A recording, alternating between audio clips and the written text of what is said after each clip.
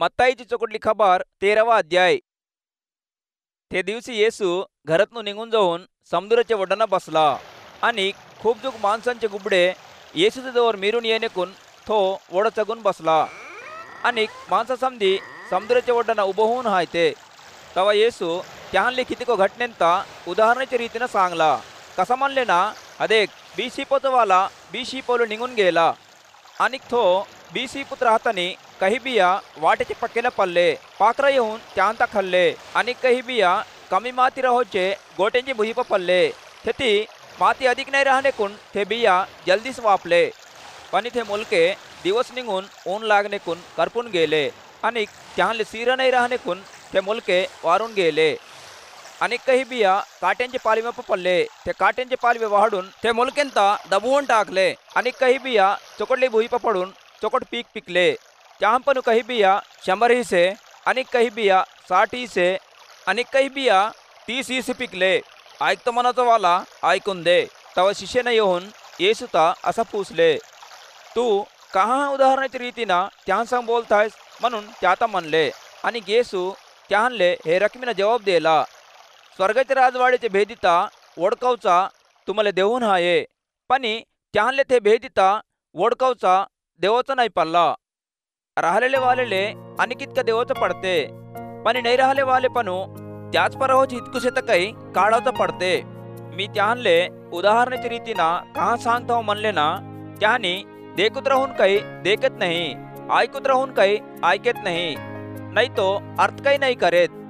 म्हणून प्रवक्त झालेला यशया सांगलेली प्रवचन घालली. ते काय म्हणले ना, तुम्ही कवचले ऐकतच राहतपणी अर्थ नाही करा, तुम्ही देखतपणी चोव्वा नाही. कसं म्हणले ना, हे माणसाचं हृदय मांदेजला, त्यांचे कान ऐकवले दल झाले, त्याने आपणाचे डोरेंत झाकले, त्याने खुद आपणाचे डोरेंकून देखून कानभर ऐकून हृदयनं अर्थ करून आपणाच्या मनाता माचकोट फिरवले ना, मी त्यांचा चोकट करतो. पण तुमचे डोरे देखूत आहे आणि कान ऐकूत आहे, त्यासाठी ते धन्य होते.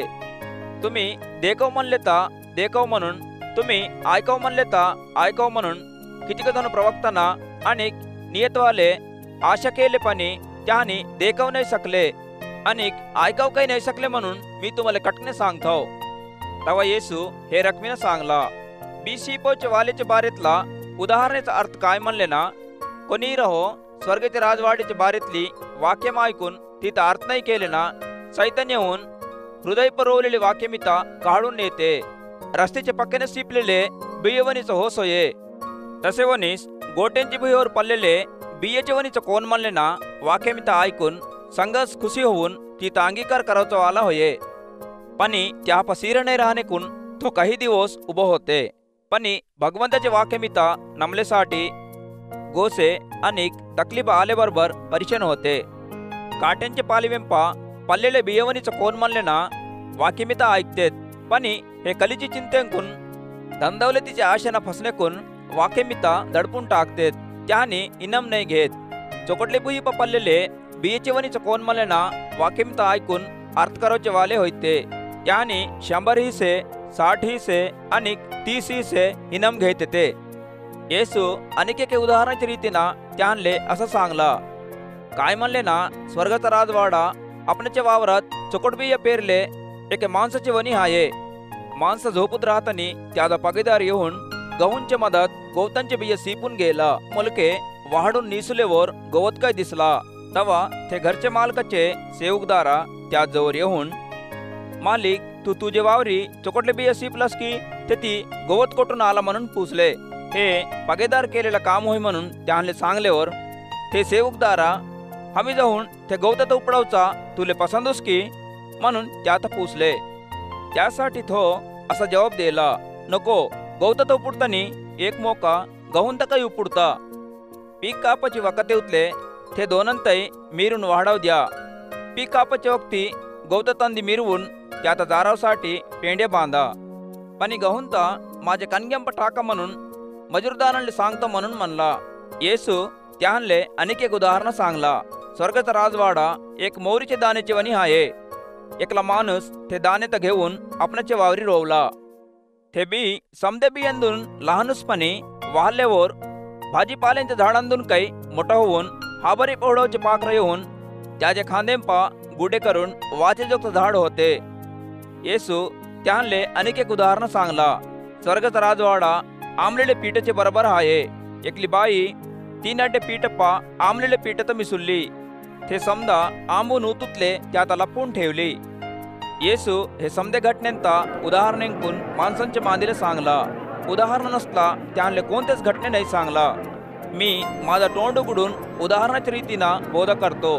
गल्ली गल्लीपणू लपून राहिले घटनेंता मी तुम्हाला चोवतो म्हणून प्रवक्ता सांगलेली गोष्ट घडली. तवा येसू माणसांच्या मांदीत सार करून घरात गेला. तवा त्याच्या शिष्याना त्याजवळ येऊन वावरत राहोच्या गवताच्या बारेतला उदाहरणाचा अर्थ आम्हाला सांग म्हणून म्हणले. त्यासाठी येसू असा म्हणला, चोकटला बी सिपोचा वाला माणसाचा लेख होये. वावर म्हणले ना कली होये. चोकटले बिया म्हणले ना स्वर्गाचे राजवाडले संबंध झाले वाले होते. गवत म्हणले ना सैतानले संबंध झाले वाले होते. ते बी पेरलेला वाला पगेदार सैतान होये. पीक कापची वखत काय म्हणले ना हे कली डुबोचं होये. ते पीक कापचे वाले भगवंताचे दूताना होते. गवतता कोणत्या रकमीना जमा करून विस्तप जारून टाकतेयो तसंच कली डुबतनी होते. माणसाचा लेख आपणाचे दूतानंतर धाडते. त्यांनी त्याचे राजवाडेपणू पाप करवले कोणतं कारण होते त्यो त्याहंता आणि खराब करायचे वाले समजेंता जमा करते आणि त्याहंता विस्तचे कुंडुमप टाकते. तेथी लढवचा आणि दात कुरटवता राहते. तवा नियतवाले आपणाचे बापाचे राजवाडे पा सूर्यवनी झलुकतेत. ऐकतं मनाचं वाला ऐकून दे. स्वर्गाचा राजवाडा वावराप लपून ठेवले धंदवलतीचे वनी आहे. एक माणूस त्यात ओढकून लपून ठेवून ते भेटले खुशीनं जाऊन आपल्याला राहिले समजत विकून ते वावरात घेते. तसे वनीस स्वर्गाचा राजवाडा चोकटले मोत्यांत घेवसाठी धांदरावचे बेपारदाराचे वनी आहे. कवतत हो खूप भारीतले मोती तर भेटूला यो तवत हो जाऊन आपणाप राहिले समजत विकून ते भारीतले मोती तर घेते. तसे वनीस स्वर्गाचा राजवाडा समुद्रप टाकलेले कित्येक रकमीचे मासऱ्यांता धरलेले झाराचे वनी आहे. ते झार भरलेवर मासऱ्या धराचे वाले ते झारीत डरटीकोड ओढून बसून चोकटले मासऱ्यांता टोपले टाकतेत आणि खरबले मासऱ्यांता फेकून देतेत. तसंच कली डुबतनी होते.